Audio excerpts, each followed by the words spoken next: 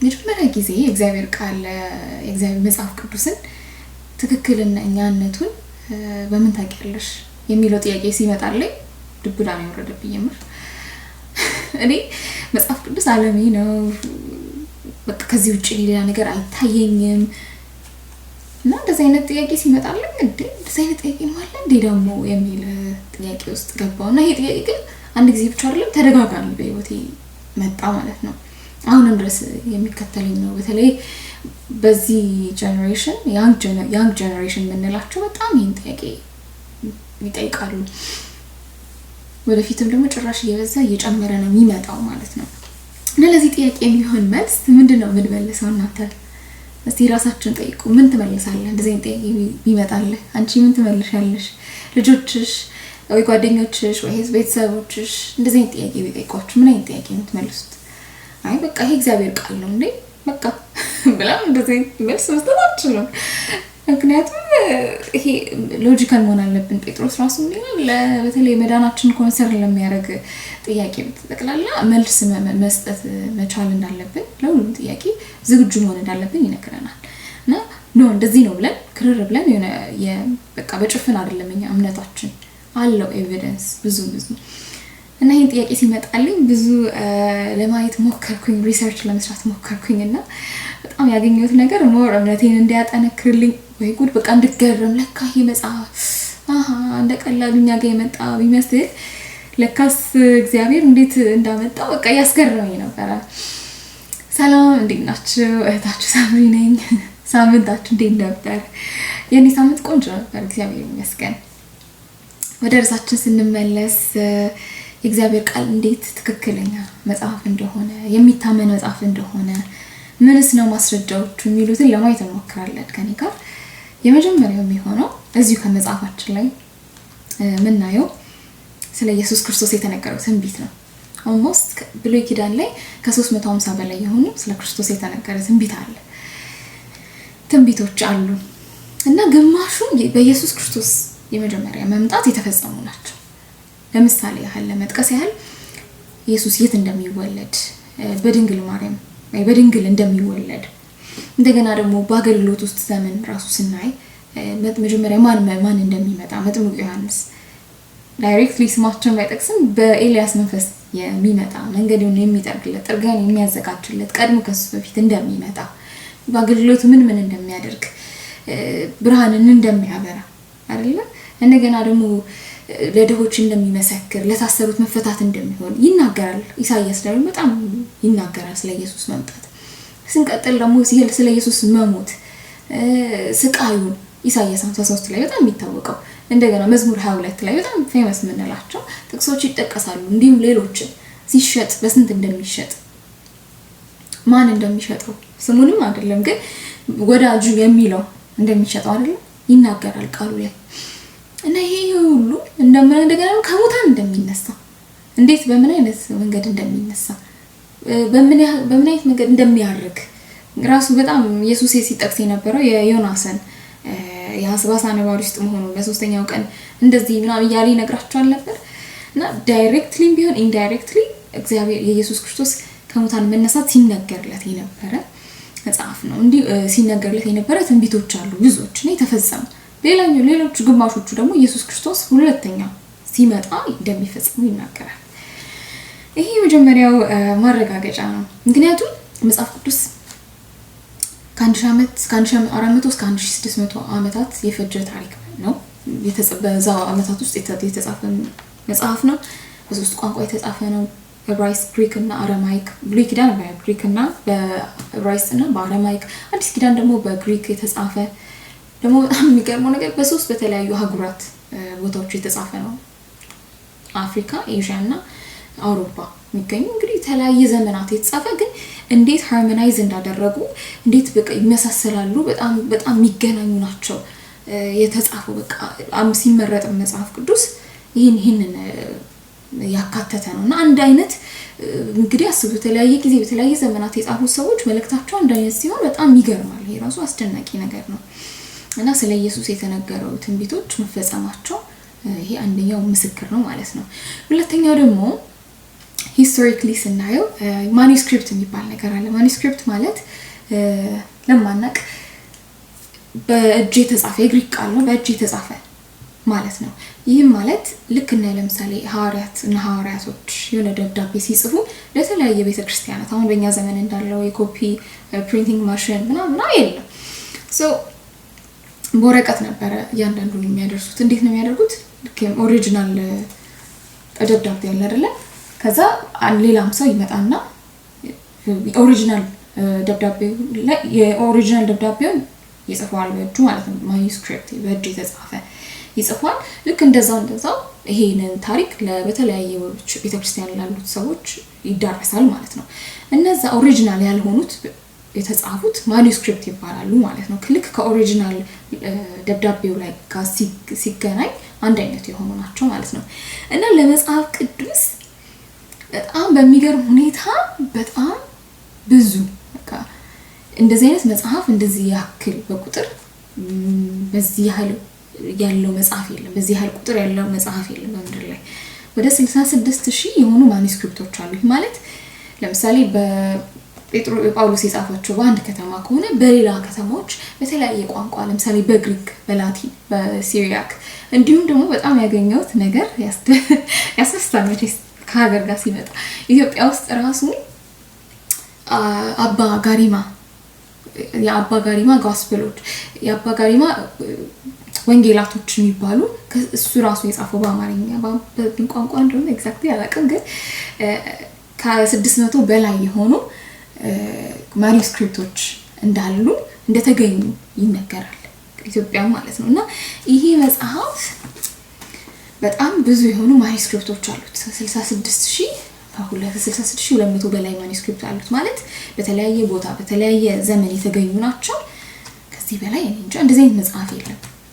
እና ስለ ኢየሱስ ራሱ የተነገረው ታሪክ በጣም ይሄን ያህል ማስረጃ አለው። እንግዲህ በዓለማችን ላይ ታላላቅ የሚባሉ ሰዎች በትምህርታችን በሳይንቲስቶች ዘንድ ስፍራ ያላቸው ፈላስፋዎች እነ ፕሌቶ፣ እነ አርስቶትል፣ እነ ሶክራቲስ እንደዚህ ብንጠቅሳቸው በጣም ጥቂት የሆነ ማኑስክሪፕት ነው ያላቸው። በጣም ስለነሱ የተጻፈው ጥቂት ነው። ስለ ኢየሱስ ግን በጣም ብዙ ሺዎች በሺዎች የሚቆጠሩ ኖሮ ምን ያህል ነው ማናም ነው ይሄንን ጌታ ኢየሱስን እንዴት አናምነው? እኛ ሲጀመር ይሄ ፕሩፍ ስላለው አይደለም ምናምነው ጌታ ራሱ በልባችን ስላበራልን ነው። ግን ደግሞ ማስረጃ ለምንፈልግ ይሄም አለ። ስለዚህ ይሄ የሂስቶሪካሊ ስናየው አንደኛው ማስረጃ ነው ማኑስክሪፕት። ሌላኛው ደግሞ ሐዋርያቶች ለምሳሌ ሐዋርያው ዮሐንስ ከሱ ስር የሚማሩ የነበሩ ሰዎች ነበሩ። በጌታ ድነት በዚህ ይህንን መዳን አግኝተው ማለት ነው። እና ልክ ሐዋርያቶች የመጀመሪያ አባቶች ሲሞቱ እነሱ ደግሞ ተቀብለው ይህንን እምነት ሲያገለግሉ የነበሩ የእነሱን መጽሐፍ ደብዳቤዎቻቸውን የጻፉትን ሁሉ ኮት ሲያደርጉ ነበር፣ እየጠቀሱ ያስተምሩ ነበር። እና እነሱ ያስተማሩት ደግሞ በታሪክ ውስጥ ተጽፎ ይገኛል። እና ይሄም ራሱ ሌላ ማስረጃ ነው። ምክንያቱም ታሪክ እንግዲህ አንድ ታሪክ እውነተኛነቱን ተጨባጭነቱ የሚታየው በዚህ ነው። ይሄ በጣም የሚደንቅ ነገር ነው። በጣም ሲያስደስተኝ ነበር። ሌላኛው ደግሞ የአይን ምስክር የሚባል ነገር አለ። አንድ ታሪክ እውነተኛነቱን ወይ ትክክለኛነቱን ለማረጋገጥ የመጀመሪያ በተለይ ፈርስት ሃንድ የሚባሉት ዊትነስ የሚባሉት ወይ ኤቪደንሱን ለማግኘት የመጀመሪያ ኢቭን በህግ ደረጃ በፍርድ ቤት ደረጃ የአይን ምስክር ተብሎ ይጠራል አይደለ? አንድ ነገር እንትን ለማለት ለመወሰን ለማየት ያንን ኬዝ ልክ እንደዛው የኢየሱስ ክርስቶስን ታሪክ የጻፉት ሰዎች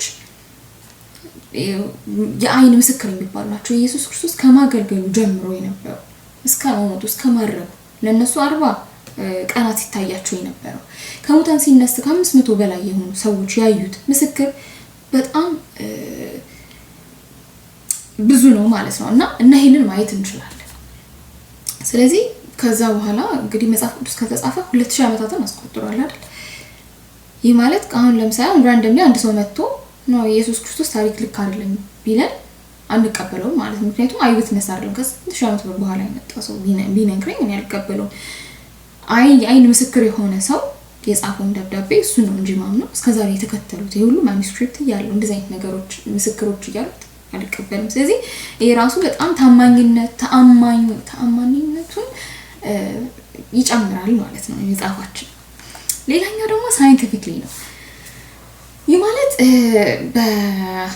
እኛም ከትምህርታችን ላይ በምንማረው በጣም ሳይንስ ላይ እነ አይዛክ ኒውተን እነ ሮበርት ቦይልስ የሚባሉት እነዚህ ሰዎች እነዚህ ሳይንቲስቶች በትምህርታችን ላይ ትዝ ካላችሁ የተማርነውን ካስታወሳችሁ ኒውተንስ ፈርስት ሎ፣ ሰከንድ፣ ተርድ ሎ፣ ቦይልስ ሎ ምናምን የሚባሉት አሉ ትዝ ካላችሁ።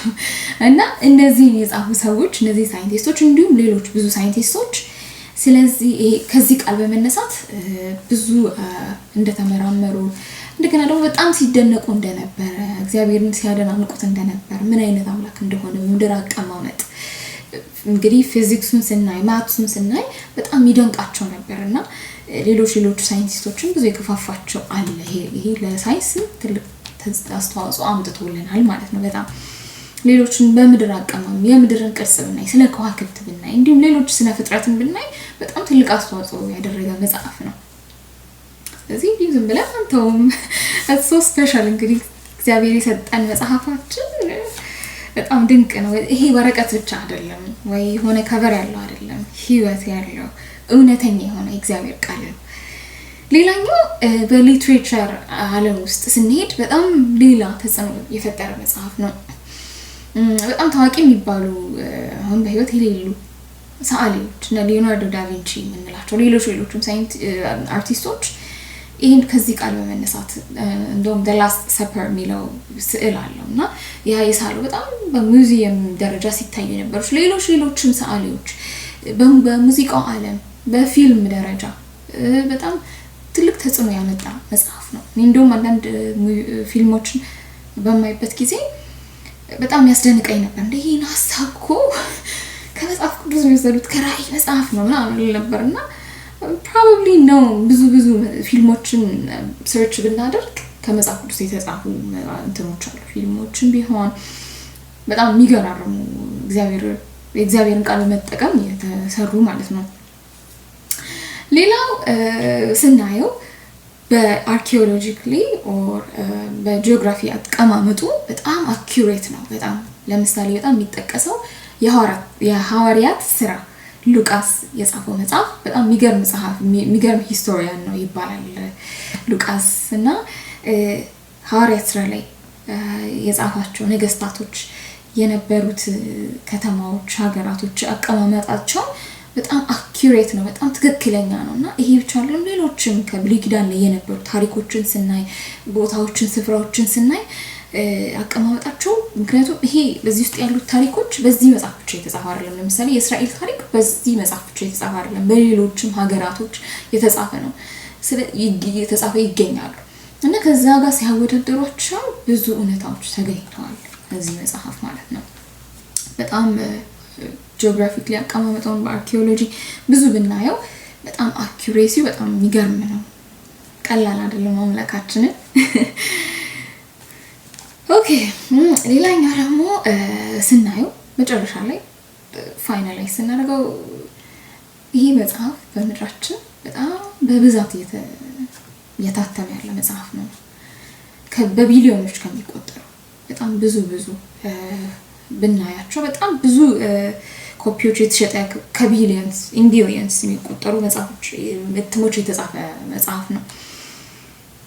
ሌላኛው ምክንያቱም የእግዚአብሔር ቃል እግዚአብሔር እንዴት ለሰው ልጆች ይሄ እውነቱን ወደ ማወቅ እንዲደርሱ እያደረገ ያለውን ስራውን ማየት እንችላለን። ከ2000 በላይ የሆኑ ቋንቋዎች የተተረጎመ ነው። ከዛም በላይ በየጊዜው እየጨመረ ያለ መጽሐፍ ነው። ይሄንን አይተን እንግዲህ ምን እንላለን? ደግሞ እንደ እውነታው ከሆነ በጣም የሰዎችን ልጆች ህይወት እየቀየረ ያለ መጽሐፍ ነው። በጣም በሚገርም ሁኔታ ዳይናሚክሊ የሆነ ሌላ አይነት የነበረን ሰው ወደ ሌላ አይነት ከሆነ ኤክስትሪም ወደ ሌላኛው ኤክስትሪም እያመጣ ያለ መጽሐፍ ነው። ወረቀት ብቻ አይደለም፣ ህይወት ያለው መጽሐፍ ነው። እውነቱን ወደ ማወቅ የሚመራን መጽሐፍ ነው። እዚህ የያዝከው ቃል ቃል ቀላል አይደለም፣ ትክክለኛ ነው። ከዚህ በበለጠ ሪሰርች እንስራ፣ እንወቅ፣ የያዝነውን ቃል ምን እንደሆነ እናጣራ። ለምንጠየቀው ጥያቄ ለሚመጣው ትውልድ አሁን ላለው ትውልድ መልስ መስጠት እንድንችል ማለት ነው። በቃ ማለት ተለት እንጠይቅ እና እግዚአብሔር ይመስገን ለዚህ ቃል ለኛ ለጥበብ ለሌለን እንደገለጠልን ጥበብ እንደሰጠን ሞኞች ለምንባል ምንም ለማናቅ ለምንባል ዓለም ያላገኘችውን ጌታ ግን ለኛ ገለጠልን። ክብር ሁሉ ለእግዚአብሔር ይሁን እና እናመሰግናለን። እግዚአብሔር ይመስገን። ይሄን ይመስላል። እናንተም ሪሰርች አድርጉ። ጌታ ይባርካችሁ። መልካም ጊዜ እንደ በጸሎታችን እንተሳሰብ እና ጌታ ይባርካችሁ። መልካም ጊዜ ይሁንላችሁ። ቻው